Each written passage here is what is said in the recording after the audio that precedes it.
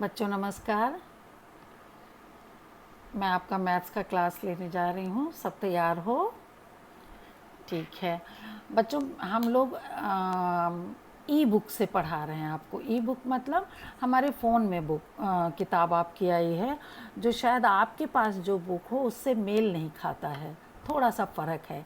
इसमें सारे चीज़ों के बारे में बताने के बाद क्वेश्चन दिए हैं, एक्सरसाइज भी फ़र्क है, लेकिन हमने आपकी बुक के exercise 1A 1B 1C 1D 1E 1F 1G 1H I J तक जितनी भी एक्सरसाइज हैं वो सब हमने सबसे बाद में सॉल्व करके आपको दिया है।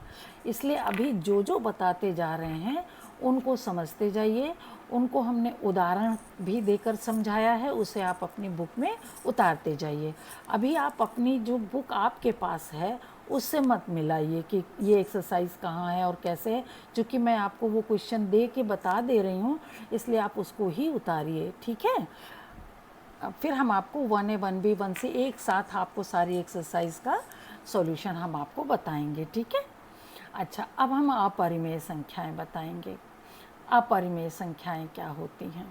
ठीक, अपरिमेय संख्याएं जो p बाई क्यू के रूप में न लिखा जा सके। ये p बाई क्यू क्या है?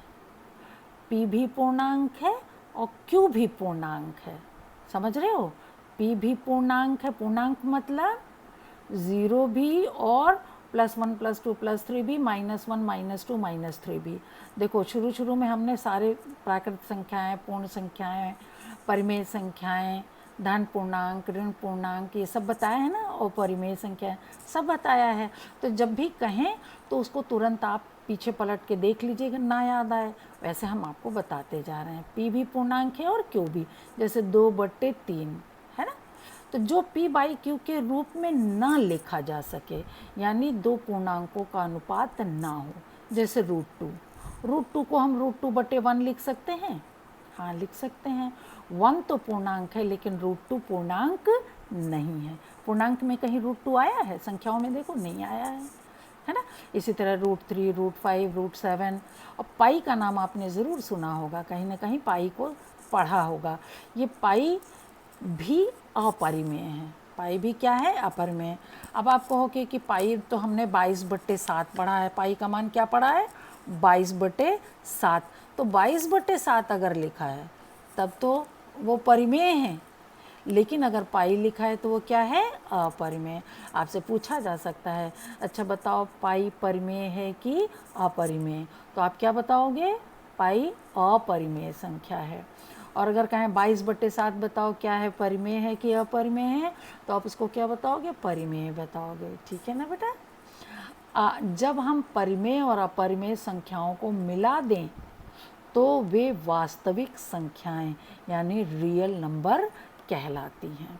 इसे आर से रियल मतलब वास्तविक संख्याएं। ये सब वास्तव में हैं, दशमलव शमलव में हैं, लेकिन वास्तव में ये संख्याएं हैं, तो है ना। तो इस वास्तविक संख्याएं में परिमेय संख्याएं और अपरिमेय संख्याओं को मिला दें। मिलाने का मतलब यूनियन होता है, इसलिए देखो यू लिखा है। इसके बारे में बाद में पढ़ेंगे। जब दो बड़े बड़े ग्रुप को मिलाते हैं तो उनको क्या कहा जाता है? यूनियन। ठीक है। संख्या रेखा पर हम अपरिमेय संख्याओं को भी निरूपित कर सकते हैं।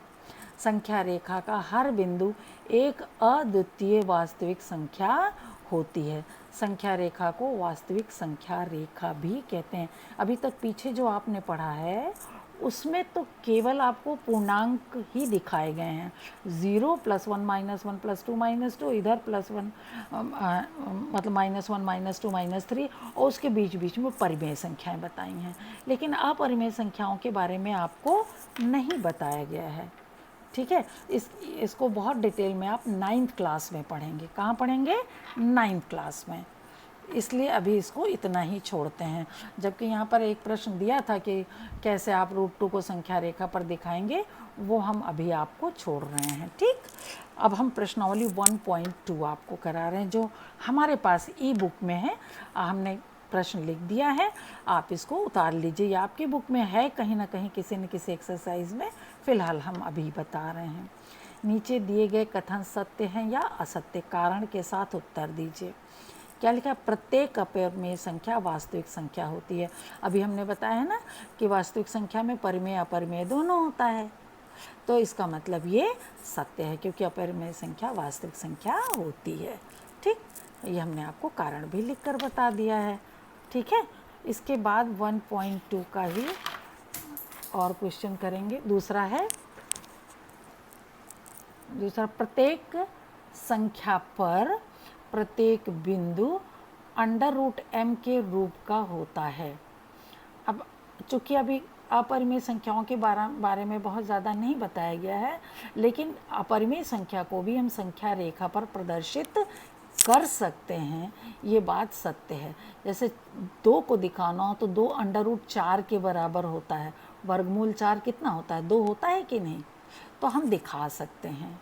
ये कथन क्या है, सत्य। प्रत्येक पूर्णांक को हम रूट के रूप में रखें तो सभी संख्याएं वास्तविक संख्या रेखा पर प्रदर्शित कर सकते हैं। जैसे √1 1 है, √2 को भी दिखा सकते हैं, √3 √4 को 2 के रूप में, √5 √6 √7 √9 क्या है, 3 है। इन सब को हम संख्या रेखा पर दिखा सकते हैं।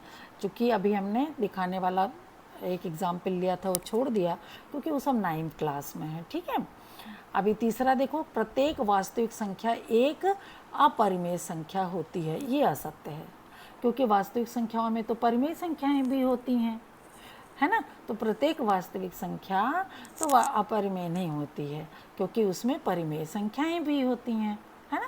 तो इसलिए ये कथन क्या है, असत्य है, क्योंकि लिखा हुआ यदि कोई संख्या परिमेय है तो वो अपरिमेय नहीं होगी, और यदि संख्या अपरिमेय है तो वो परिमेय नहीं होगी।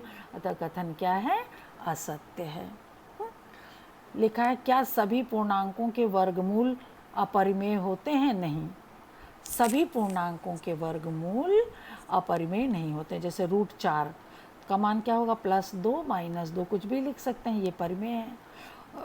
25/9 है ना, क्या है, 5/3, ये परिमेय है और वर्गमूल के रूप में लिखा है। तो अगर वर्गमूल चिन्ह लगा है केवल उससे ही वो अपरिमेय नहीं हो जाएगा। अगर उसका वर्गमूल हम निकाल सकते हैं तब तो वो परिमेय होगा, जब नहीं निकाल पाएंगे तब वो क्या होगा, अपरिमेय होगा। जैसे √2 हम नहीं लिख सकते कि उसका मान क्या होगा, है ना, दशमलव में निकलेगा तो दशमलव में निकलेगा, पूरा परिमेय के रूप में नहीं निकलेगा। ठीक है, ये क्वेश्चन भी अभी हम छोड़ रहे हैं क्योंकि आपके उसका नहीं है, सिलेबस का नहीं है। ठीक, अब देखिए यहाँ पर हमने आपका एक्सरसाइज 1 है, आपकी बुक का एक्सरसाइज 1A लिया है। सरल कीजिए 2 परिमेय संख्याओं को जोड़ने के लिए। कैसे जोड़ा जाता है, तो कुछ नियम हैं, वो नियम हम यहाँ आपका लिखते जा रहे हैं। देखो, जब हर समान हो तो हर तो एक बार लिखते हैं, अंश को डायरेक्ट जोड़ देते हैं। 4 में जोड़ेंगे -2, तो 2 चिन्ह एक साथ हैं, प्लस और माइनस गुणा होके क्या हो जाएगा, माइनस। ठीक है, तो 4 - 2 हो जाएगा, और 4 में से 2 घटाएंगे तो कितना आ जाएगा, 2, 2/5 आंसर हो गया। आसान है कि नहीं? ठीक है, अब यहाँ देखो, हर समान है ना, तो हर -5 लिख लेंगे, और ऊपर क्या है, -4 + 2, एक प्लस है और एक माइनस। जब एक संख्या प्लस और एक संख्या माइनस हो तो घटा दिया जाता है बच्चे, और घटा के कितना, 4 में से 2 घटेगा तो 2 आएगा। जैसे यहाँ ऊपर 4 में से 2 घटा था, वैसे यहाँ में 4 में से बड़ी संख्या में से ही छोटी संख्या घटेगी, लेकिन चिन्ह बड़ी संख्या का लगेगा। बड़ी संख्या का चिन्ह क्या है, माइनस है, तो -2/-5। अब माइनस काट देंगे तो आंसर कितना हो जाएगा, 2/5।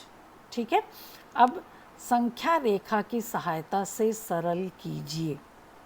ये हम आपको कल बताएंगे, अगले वीडियो में बताएंगे, समझाना पड़ेगा, इसलिए अभी ये 2 सवाल आप कीजिएगा, हम आपको देंगे, अगला वीडियो में ये बताएंगे। ओके बच्चे, थैंक यू।